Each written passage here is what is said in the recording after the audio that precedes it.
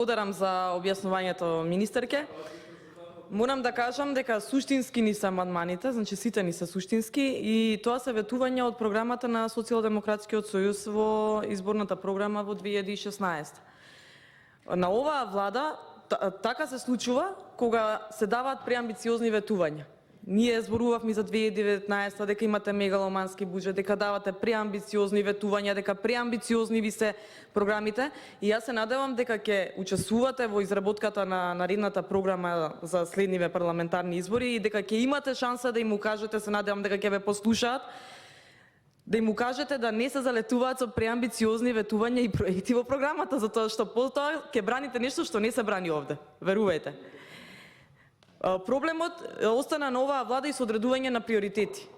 Ако сте дошле со кампањата за загадениот воздух и со кампањата нема правда, нема мир, вие сте ги одредиле приоритетите. Ако сте потврлиле во приоритетите, што останува за другите што не сте ги ветували или што не сте ги ставиле во приоритети? Ме сваќате?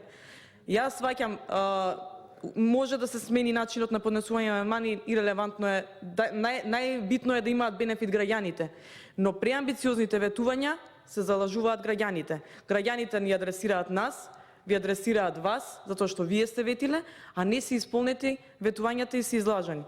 Јас се надевам дека ќе учествувате во наредната програма, добив впечаток дека ја баратате оваа терминологија и оваа област на финансии и се надевам дека ќе ве послушаат. Благодарам. Благодарам. Дали некој друг бара збор?